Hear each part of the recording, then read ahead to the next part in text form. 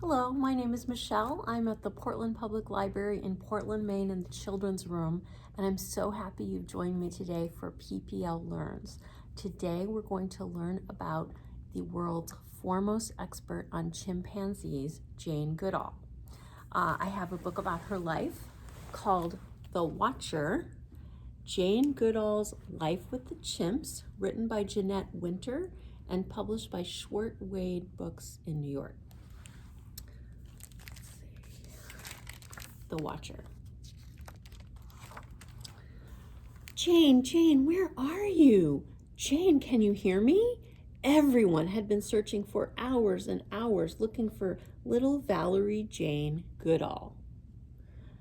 Then, from the hen house, Jane came running to her mother shouting, "I know how an egg comes out."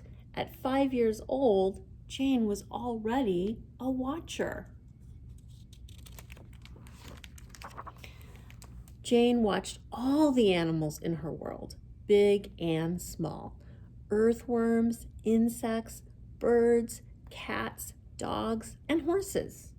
Jane quietly watched an English robin at her window for days and weeks. She saw him come closer, then into her room to eat some crumbs off her bed. When spring came, the robin even built a nest in Jane's bookcase. Perched high in her favorite beech tree, Jane read about Dr. Dolittle learning to talk to the animals and Tarzan living with the apes in Africa. She wanted to go to Africa too and talk to the animals and live with the apes. When Jane's school days were over, she worked and saved to buy a ticket to Kenya. She hid her earnings under the parlor rug for safekeeping. Crossing the ocean, Jane stayed on deck and watched the waves even when the cold wind blew. She saw all the different blues and greens of the sea and fish that glowed through the dark water. As Jane stepped onto the dry land, she closed her eyes in joy. Jane looked for work with animals. A famous scientist, Louis Leakey, was looking for someone to watch and study chimpanzees to help us understand the animal most like us. Would Jane be interested? Yes, she would. Jane traveled to the place in Tanzania where the chimps live, Gombe. "I wanted to learn things that no one else knew, uncover secrets," she wrote. She set up camp far from any human dwelling. That first night, Jane lay awake listening to new sounds: the croak of a frog, the hum of crickets, the laugh of a hyena, the hoot of an owl, and looking up at all the stars, she knew she was home. At dawn, Jane walked into the forest. Up high, she found a peak to watch from.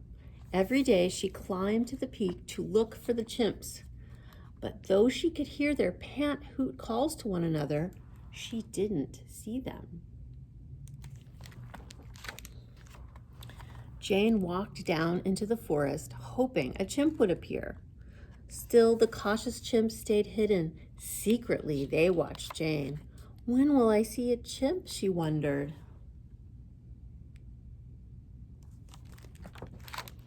Then, Jane fell ill with malaria. Lying in her tent, burning with fever, she almost lost hope. But when the fever left her body, she tried again to get close to the chimps.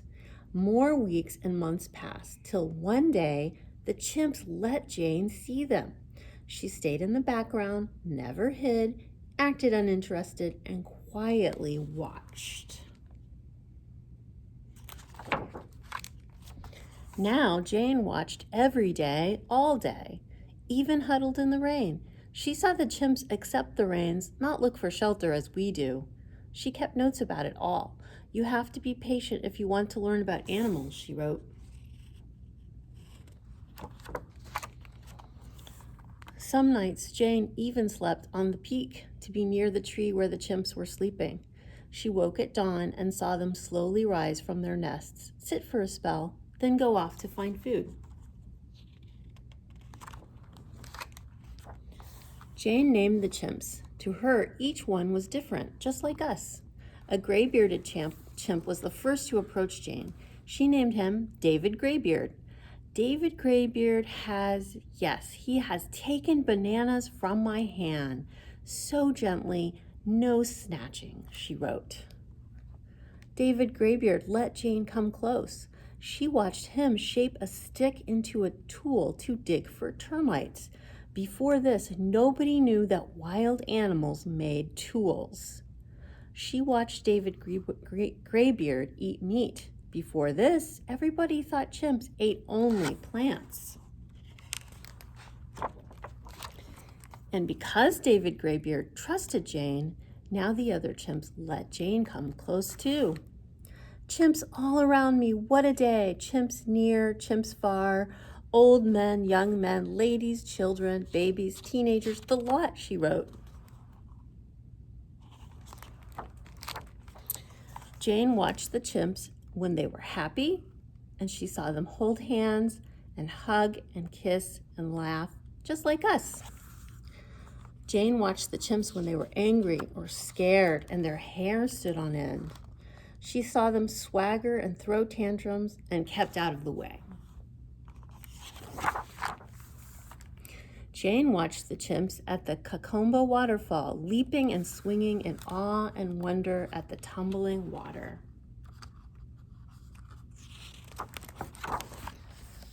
At night, after a supper of beans and tomatoes and onions, Jane listened to Mozart and Bach as she wrote up her notes from the day. Years of notes were piled high everywhere. Jane needed help, and so assistants came to watch and write. And one day, Jane sadly left Gombe. All across Africa, forests were being cut down, and the chimps were losing their home. Poachers were shooting grown chimps and kidnapping their babies to sell to laboratories, to the circus, and as pets. Jane's beloved chimpanzees were in danger of becoming extinct, and they needed Jane to speak for them. Jane hated to leave her friends, but she knew she must. She traveled to big cities and small towns the world over, month after month, year after year, asking for help to save the chimps and the forests. Jane returned to the forests of Gombe whenever she could. She climbed up to the peak, calling hello to the streams and hills and trees, David Graybeard at her side. Jane watched and listened again to the pant-hoot calls of her friends, and when she went back to civilization to speak out for the chimps, Jane carried with her the peace of the forest. The forest in Gombe, where she talked to the animals like Dr. Dolittle and walked unafraid like Tarzan, and watched and wrote and opened a window for us to the world of the chimpanzees. And that was The Watcher by Jeanette Winter, published by Schwartz Wade Book, New York. Now I have a book written by Jane Goodall herself called The Chimpanzees Children of Gombe, with photos by Michael Neugebauer, and this is published by Mine Edition, Michael Neugebauer Limited. So it has photographs and the words are by Jane. So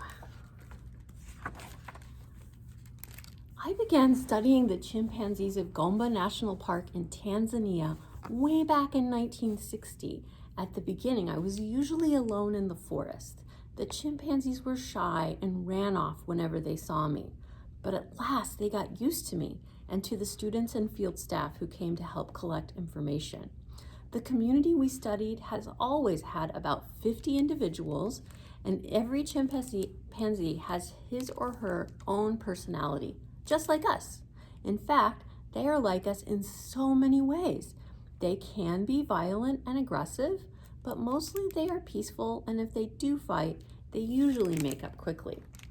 So here's where she studied them. Here's a picture of them.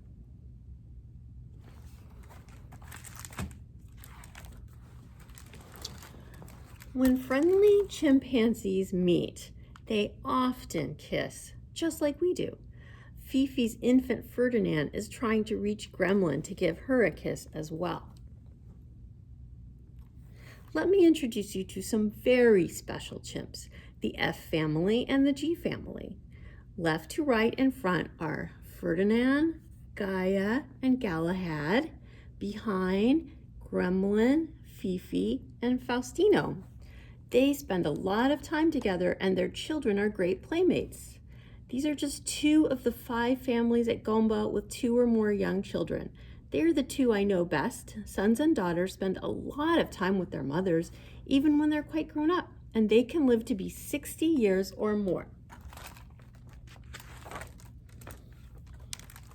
And here's a picture of Jane.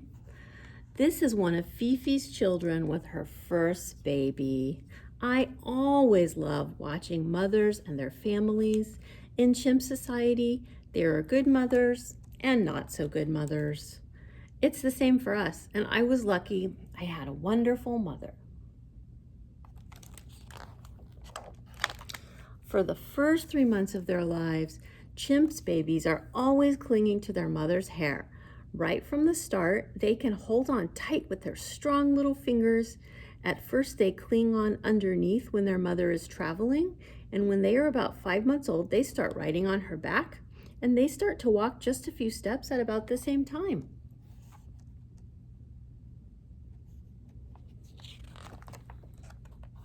We all fell in love with Gremlin's infant son, Galahad, including Gremlin herself. Just look at his happy face as he practices climbing.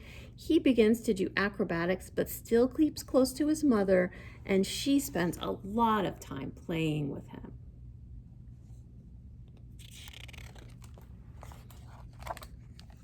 When you were little, you were fed foods that were good for you. Chimpanzee infants learn what to eat by tasting the food in their mother's mouths. They also learn by watching what adults do and then imitating what they say. See, this is how they learn to use stems to fish for termites, and they learn about the other ways that chimps of their community use different objects as tools, like sticks and rocks and leaves.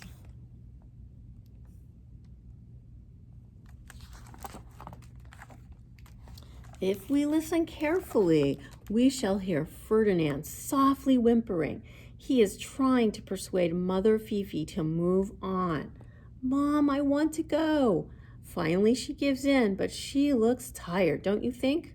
Probably she thinks her 5-year-old son is really too big to ride on her back, and she's already pregnant with her next baby.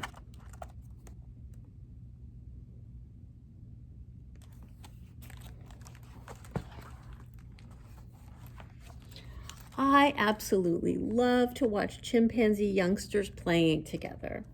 They are having such fun, dangling, laughing, and chasing each other.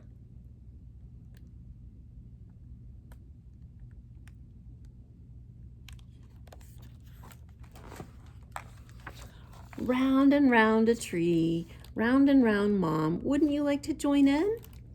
And when the mother is traveling on her own and there are no other chimp infants to play with, there are always toys in the forest. See the dry gourd Faustino has found? It has some seeds in it, and he is shaking it just like a baby's rattle.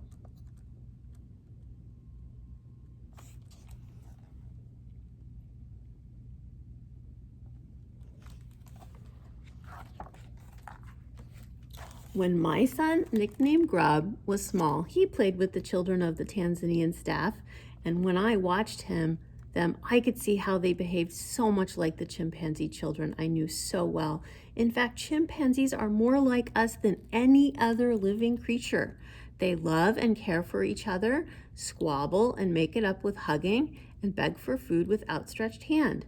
They laugh and cry, though they don't have tears. And they have emotions like happiness, sadness, fear, anger, and so on. And of course, they feel pain. I'm sure you know that lots of other animals have emotions similar to ours, including our dogs and cats.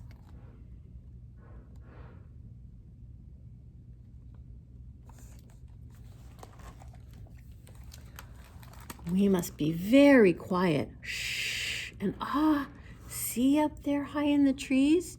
Ferdinand has bent over lots of branches to make a comfortable leafy nest. Faustino is watching. Soon he will know how to make his own bed, but for the time being, she will go in and curl up with her mother. And now, with the sun setting over the lake, we must go back and have our own supper. And when you lie cozy in your bed, think about the chimps and all you have learned. Thank you for coming with me. We have had a great time at Gomba together, haven't we?